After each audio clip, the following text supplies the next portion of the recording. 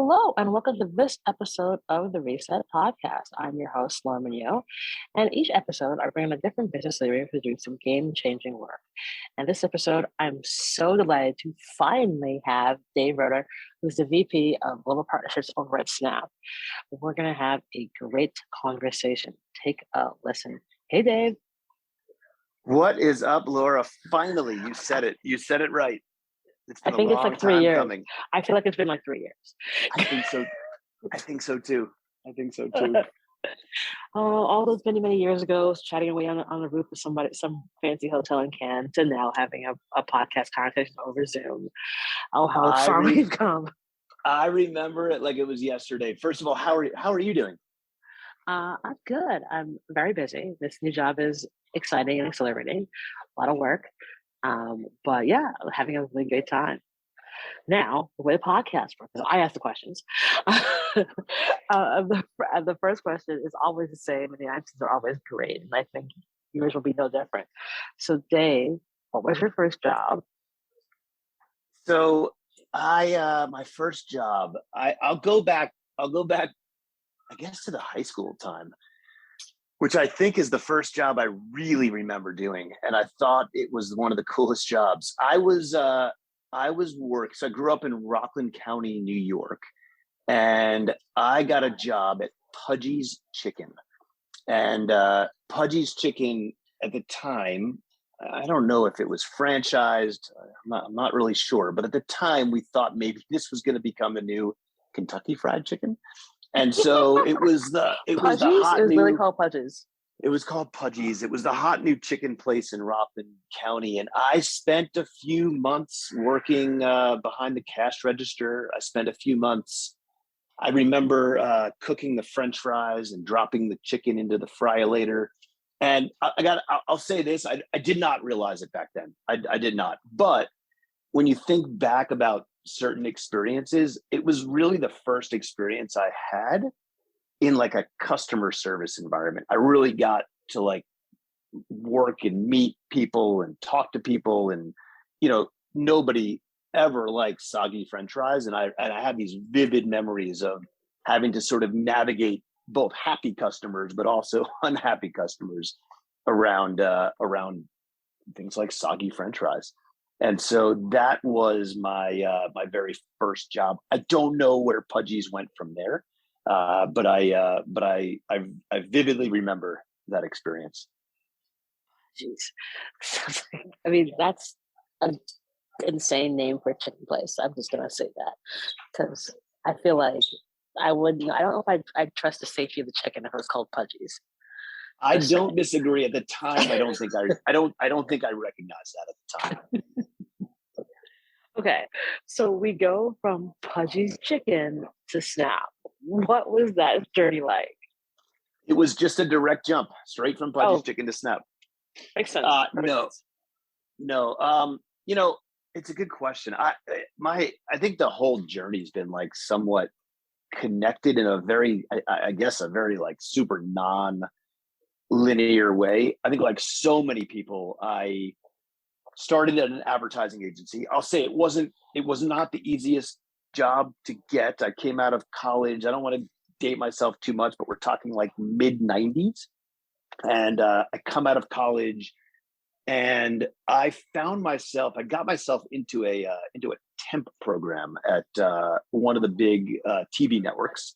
And I was rotating through different teams, and really I was doing a lot of executive administration work. And one day, and I wish I knew who it was, but one of the executives, maybe about 3 months in, came over and said, I think there's a better path for you. And it's over at a company called the Media Edge. And at the time, the Media Edge was a media buying agency. It was just being spun out of NW Air, which was one of the creative agencies back in the day. And they sent me up there for an interview, and thankfully the fine people at the Media Edge took me in, gave me a chance as a TV buyer, and I did that for a couple of years. And then it was the late 90s, and digital was really just sort of finding its way. And there was an opportunity for people to move out of TV and into digital. And obviously at the time, everyone thought that was the wrong move, but I went for it. And I was a part of the team that helped open up the digital agency, which very unique name. We called it the Digital Edge. We were super creative in our names. Very creative, I can see. And there was no guide. There was a book. We went on to Amazon and we bought a book, and it was really how to plan and buy digital media. And so we bought that book, we used that book, and we started the agency. And I guess my life in digital sort of took off from there. Oh, you literally bought a book about how to do this. We did.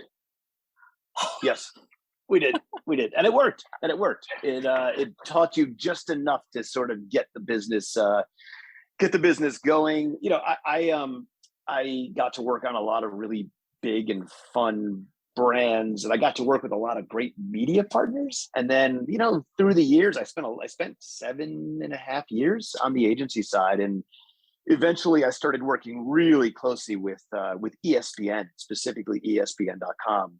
And I realized that I just loved the vibe. I loved what they were building. And so I started pursuing opportunities there. And they gave me my first opportunity to sell. I became a salesperson at ESPN. You know, that for me was like, that was it. That was like the end of the journey. And I'll if you went and you asked my mother today, you know, there's probably right before I went to college, she sat me down and said, you know, what do you want to be when you grow up? And I said, I just want to work at ESPN. Like, I had no clue what I wanted to do for ESPN, but that was it. That's all I wanted to do in my life was go work at ESPN. And so here I am 10 years later, and you know, I'm just living out that dream. And it, I don't know, it kind of felt that way. It really was in many ways. That sort of first dream job, and I spent over 10 years there, which was really cool. And now you're at Snap, which is obviously an amazing game-changing technology camera company. It is. I mean, there were more stops along the way, not too many, but you know, I'd say at ESPN, I got some awesome advice. I mean, anybody out there that's like starting out and thinking about what's next, one of my bosses at ESPN said, you know, sometimes you need to look where not everybody else is looking. And what he meant by that was mobile was just becoming a thing. The iPhone came out and everybody wanted to be in mobile and video. And so you had all these people chasing, you know, jobs in these areas that were highly lucrative, that were growing fast. And there was this thing over to the side, and it was social media. And, you know, there weren't really many people that were sort of raising their hands when it first started becoming a thing. And, you know, I put my hand up and said, all right, let's go see what this is all about. And that got me in the door at a lot of different companies. And one of them was Twitter. And I found myself sitting in the Twitter office, and I found myself thinking about ways to combine what ESPN had and what Twitter had and go out into the marketplace and help advertisers do cool things with both. And I guess it gave me an interesting new perspective. And again, like now all of a sudden I'm sort of yearning to work there. And that, you know, that's what really brought me into the tech world. It gave me a global perspective. All of a sudden I'm traveling the world. I'm learning about culture, and, you know, you're just doing things that you've never done before, and you're building new muscles. And so that was a cool experience, but that really sort of helped get me into the tech world, if you will. I did one little stop in between Twitter and Snap. We started working with a content company. It was founded by Derek Jeter and a woman, Jamie Nessler. And it was a company called the Players Tribune. I think when I met you, I was working for the Players Tribune, and I met you in Cannes. I'll never forget. We were at the Female Quotient. And I think we were both there to both listen and speak, which was pretty awesome. But I got to go work at this company, really cool experience. And it was there that I started getting to work closer with Snap. I started spending time in the Snap office. We started making shows for Snap. And I started to really recognize the power that Snap had with this generation of consumers. And I, just I wanted to be there. I started to spend more time. I started to go to different types of events, and eventually I found myself in the audience, and I was listening to a presentation from Snap, and they were talking about all of the fundamental different ways that the platform was built versus anybody else as sort of the antidote to social. And that was just incredibly exciting. And so, again, like this sort of connection through line through all of my different roles that has now brought me to what I think is one of the most exciting companies, probably the most exciting company that I've ever been a part of. Oh, fantastic. What like that's it's such a great story. And, you kind of right place, right time, but then having the skills to like be able to jump on that are so key. Now, one of the reasons that, we wanted to chat for years is because, all that glitters is not gold. And the work that we do can be very challenging for us. And so I, would love for you to talk about the other side of it you've had to deal with along the way. Yeah, I mean, I guess I've been pretty vocal about just in general mental health, the need for us to talk about it, to be more open about it. I guess about 3 years ago, I got an opportunity as I started being more open about my anxiety, my depression, my mental health. And I'm happy to answer any questions about that. But as I started being more open in public, I got an opportunity to join a board of a nonprofit who is really helping college students by being active on college campuses. And so this is like just a topic that is so incredibly near and dear to me. And I just think it's something that if more people were open and we were talking more about it, we could make some real progress along the way. I think one of my favorite things to say is, can we get to a point where as much as we're okay to talk about we've got a cold or I've got my leg hurts, can we get to a point where we're comfortable talking about the fact that, maybe I'm not having the greatest mental health day. And if I go to physical therapy for my hurt leg, sometimes I come into the office, it's like a badge of honor. I just got back from physical therapy. Like it feels so good to say that. Well, why not come in and say, like, I just had an absolute kick-ass therapy session. And, my therapist is the absolute best. And holy cow, is she, helped me get through the day and help me with my life. I think the more we can make it comfortable and okay to talk like that, I think the more we'll talk like that. And hopefully that means that, all the people that are growing up and coming up into this industry will feel comfortable. I actually think they're doing that now. I think they're teaching us that it is okay to talk about not being okay. I grew up where like you just had to be okay all the time. And I'm trying to live my life now where no, it's actually okay to talk about the fact that you're not okay. And so I think that it's just something that is really near and dear to me. And you can tell I get excited talking about it. And I hope we as an industry can really open up and just do more to help. Yeah, and I think this is, one of the things that's so necessary is for folks to say that it's okay to not be okay. Because I think in our industry, especially, there is this insane stigma how you have to be perfect. And of course, you're hustling hard and you're working so hard. Like that is just a thing. And that is just not the case. And you have to be able to be able to step away. You also have to be able to ask for help, and it not be that you think you're going to lose your job. That's right. Yeah, and trust me, I've gone through several different roles at different companies where I've been petrified to talk about this. I've thought about it. Snap is really the first company where I've been super comfortable to be open and talk about it in front of the company, which I've done. And I think you're right. I'll speak for myself. I know that I'm stronger when I do take timeouts. I always remind myself I've got to breathe. I've got to take pauses. I've got to meditate a couple of times a day.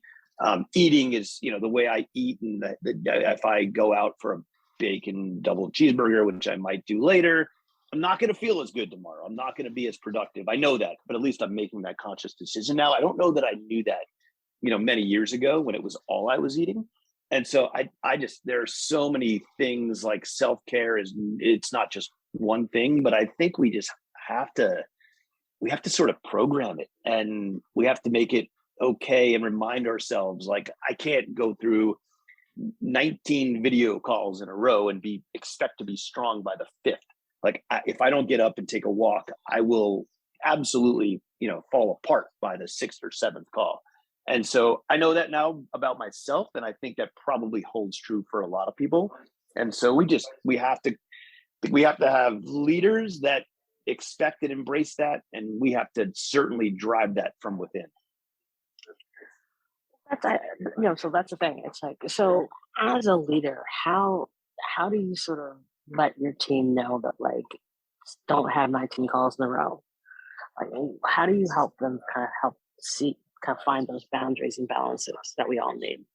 Yeah, I think it starts with reminding and talking about it openly on a very regular basis. This can't be a, once at the beginning of the year as a resolution, and then we'll talk about it at the next resolution time. I think it's in every all hands that you do, reminding people to take that time out, reminding people to take the day off.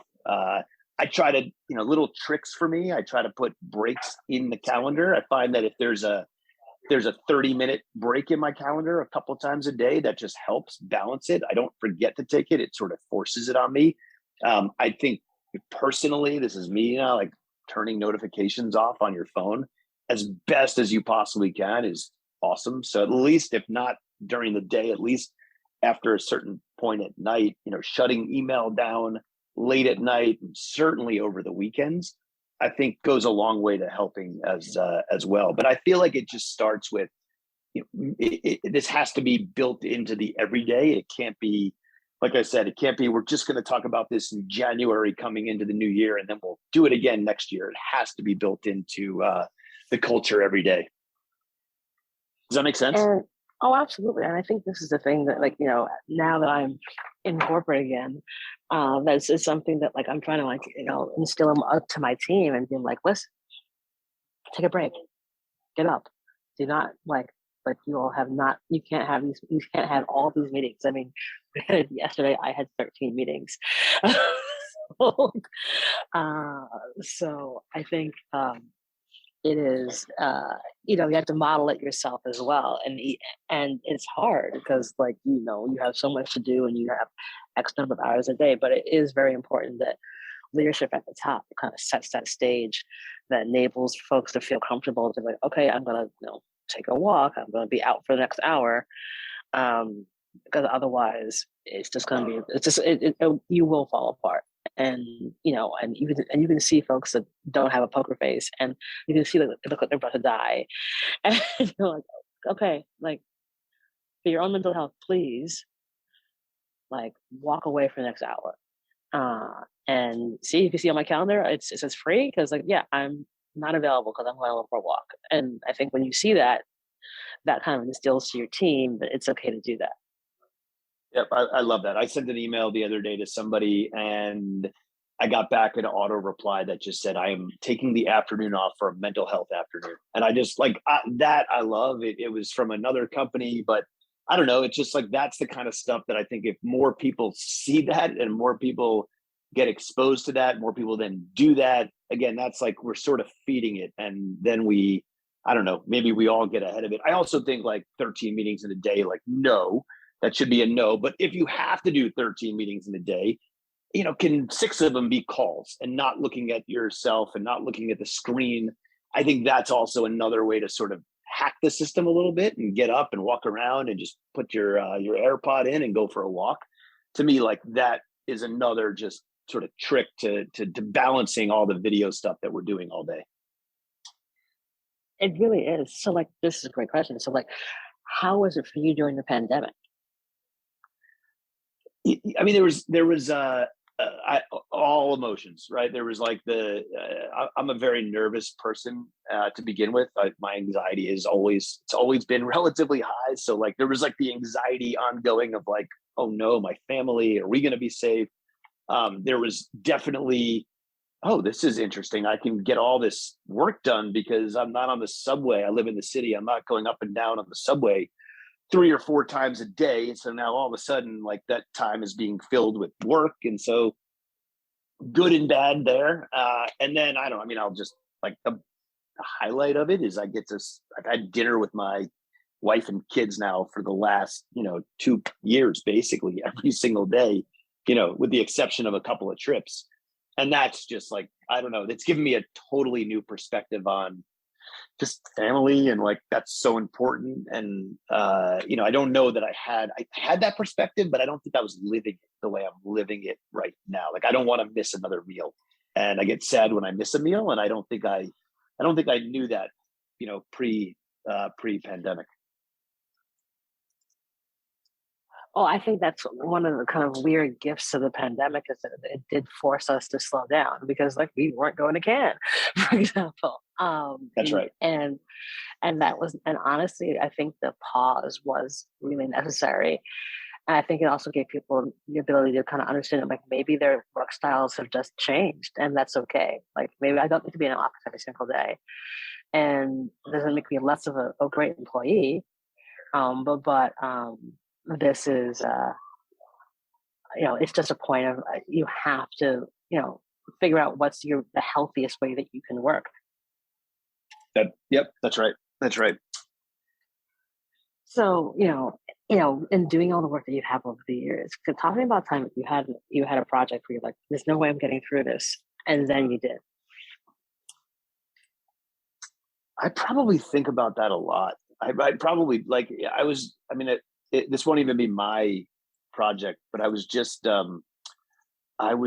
looking at some of the work that my kids are doing, and I started just thinking back to like what I was doing back in school and the way I had approached things. And I don't know, I've sort of, I mean, they're incredible. My daughter right now is doing a TED talk on gender equality and pay equality.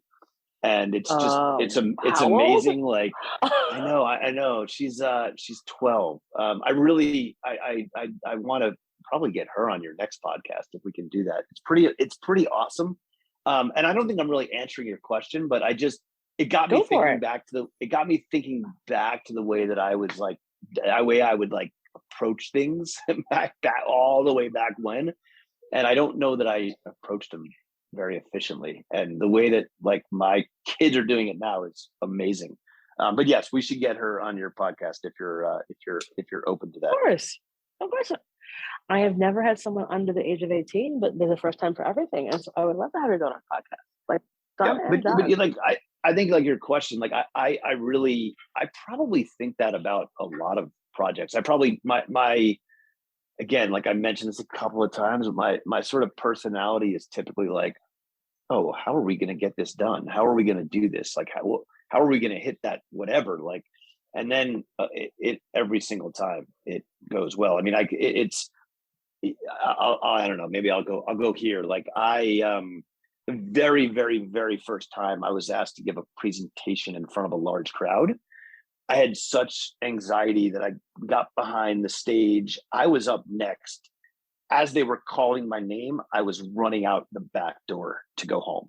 And I was like in a full sprint to get out of this place. This was years ago, but there's no way I was getting on that stage and talking in front of people. Absolutely no way. And so like now, you can tell I kind of like maybe talking too much, but when I get to go and give a talk on stage, every single time I start thinking about, I'm never going to be able to do this. Like my very first thought is, why did I say yes? I'm not going to be able to do this. It's going to go horribly wrong. And then every single time it goes pretty good. It goes decent. Maybe not amazing, but it goes decent. And so I go through that just about every single time somebody says, hey, do you want to go talk at a conference or an event? Wow. I'm right there with you. I mean, similarly, I like had a serious fear of public speaking, and because I have a stutter, and so which most people can't tell because I've like figured out ways to like overcompensate for it. It's part of the reason I talk so fast sometimes. But yeah, I have similar like get me out of here. I don't want to do this, and and now it's like all right, I can do this. I can rock it. But it, Yep. you definitely have to kind of go through it in order to like get to the other side. You do, And yeah. No, you do.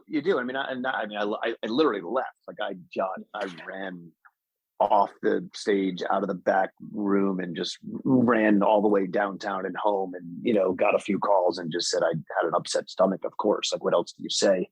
And then, but I'll say, like I'm lucky that I had people around me that sort of took it upon themselves to help me as opposed to like kicking me out. So, they made it their mission to get me over that. And that was awesome because there's no way I could do anything without, like, that was probably the most critical moment in my career when someone sort of took me under their wing and said, okay, we got two options. One, we can like give up on you, and two, we can invest in you. And thankfully they took the investment approach. And so we're still here.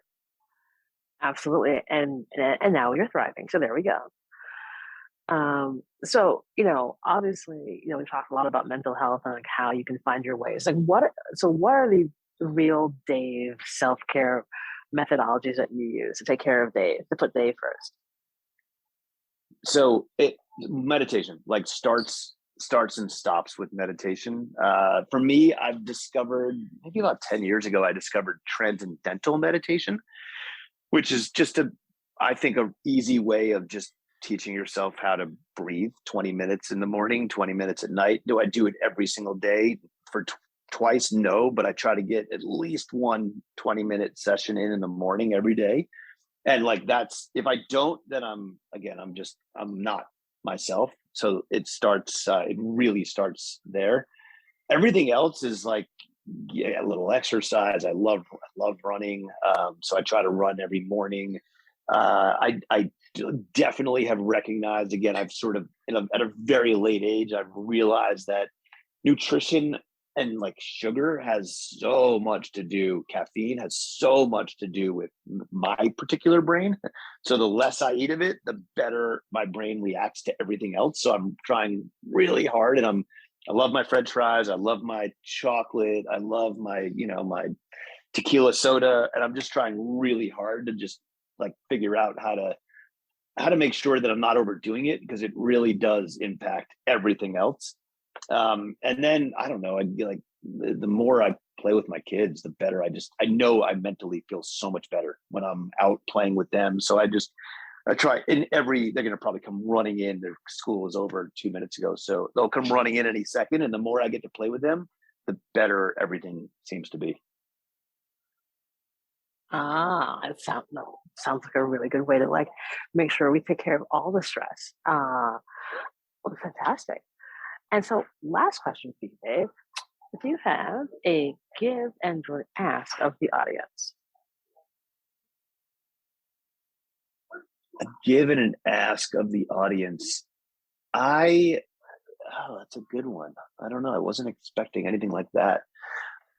I guess I'm going to stay on the theme of mental health, and I just, I know the type of audience that you reach. I've seen the type of guests you've had on in the past. I'm like humbled to be here, and the more people that want to sort of engage in a mental health discussion, like, let's do it. Let's have it. Let's get together. Let's think about, especially in our industry where we are, I think, some of the most influential people and some of the most influential jobs. Let's come together and see what type of impact we can make. Let's talk about it. Let's bring, a good amount of energy to more people, because again, the more of us, I think, that are talking about this, the faster we change the conversation, the faster we kind of end that stigma around it. And I think together we can make a pretty awesome impact. That's perfect, because I think, and it's one of the reasons I've wanted for so long to get to this podcast, is because you're a straight white dude and you struggle with mental health. and you're open and honest about it. And I think you do so much to help folks understand that like it's okay to be not okay. And the more that we see guys who look like you, who are open and honest about that, I think that goes a tremendously long way in helping other folks understand that like this is just it's just part of who we are, and to erase those stigmas and like and let people get a chance to get get the help that they need so that they can find tools and methodologies so they can really help find their way. So I think it's just so important that you're you, Dave. So thank you so much. I appreciate that so much. No, and I'm so glad that we finally got to do this. This is awesome. Hopefully, it doesn't take another 3 years to do it again. But I'm grateful for you, and congrats again on your new job. And I hope to see you maybe in Cannes again soon. Yeah, I'll be there. Oh, I'll be Awesome. there. You know that. Awesome. Well, we'll put all the details in the show notes for folks to reach out to you and connect with the nonprofit you've been working with. And again, just keep those lines of communication open. So thank you so much, Dave. It's been such a delight to have you on the show. Likewise. Thank you so much. Cool. Bye, everyone. And that's our show.